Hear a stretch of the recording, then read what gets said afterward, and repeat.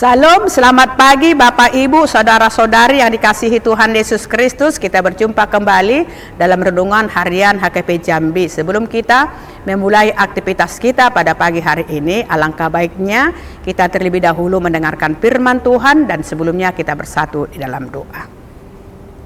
Terima kasih Tuhan buat kesempatan Kau berikan kepada kami. Kau masih perbolehkan kami Tuhan untuk mendengarkan firman-Mu dan memuji dan memuliakan nama-Mu. Berfirmanlah Engkau Tuhan, kami sudah siap untuk mendengarkan firman-Mu yang menjadi kehidupan bagi kami. Dalam nama Tuhan Yesus Kristus, kami berdoa dan mengucap syukur. Amin.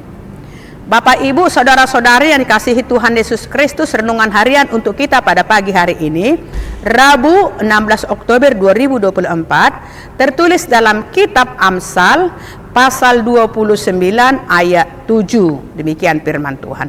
Orang benar mengetahui hak orang lemah, tetapi orang fasik tidak mengertinya. Demikian firman Tuhan. Salah satu tanda orang benar adalah mereka peduli. Mereka memperhatikan orang-orang miskin. Artinya itu lebih dari sekedar respon rasa kasihan, tetapi mereka memperhatikan kepentingan orang-orang miskin dalam hal tindakan, bukan hanya sebatas kata-kata. Orang jahat tidak mengerti pengetahuan seperti itu. Orang jahat yang memberontak terhadap Tuhan dan hikmat-Nya, bahkan tidak dapat memahami belas kasihan seperti itu. Saudara yang kasih Tuhan Yesus Kristus, sebagai orang percaya tentu saja dalam hidup ini semua kita mempunyai kelemahan atau kekurangan masing-masing.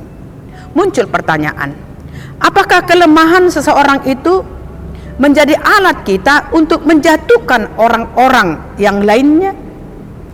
Kita harus ingat seperti yang dikatakan Paulus, di saat aku lemah, maka aku kuat.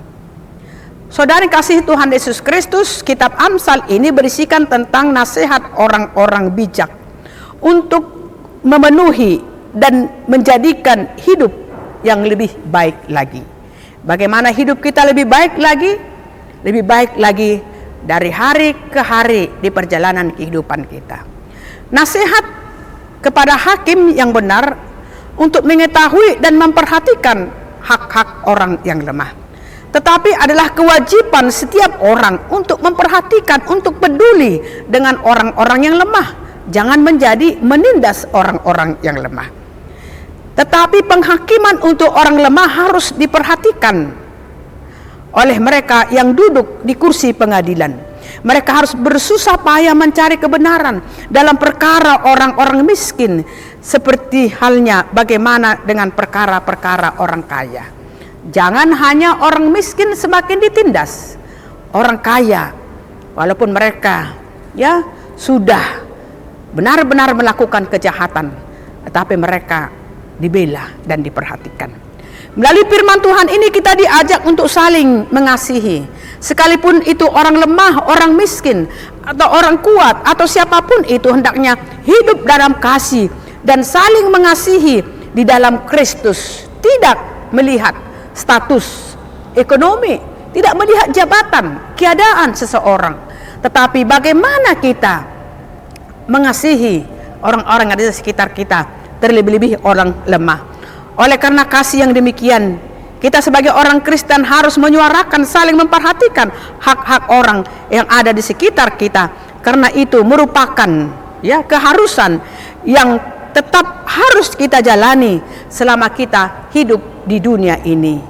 Karena Tuhan juga memperhatikan orang-orang yang lemah, orang-orang yang haus, dan orang-orang yang datang meminta pertolongan kepadanya. Orang benar mengetahui hak orang lemah, tetapi orang fasik tidak mengertinya.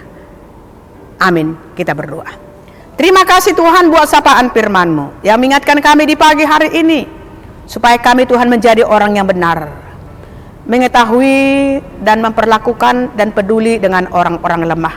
Jangan biarkan kami Tuhan menjadi orang fasik yang hanya mementingkan diri kami sendiri, mementingkan kesenangan kami sendiri, dan hanya menindas orang lain yang ada di sekitar kami.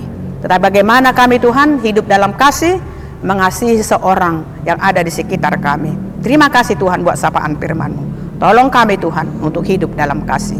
Kami serahkan seluruh jemaat-Mu Tuhan, dari mulai anak-anak, sekolah minggu, remaja, naposo, ama, ina, lansia, dalam segala aktivitas dan pekerjaan mereka pada satu hari ini.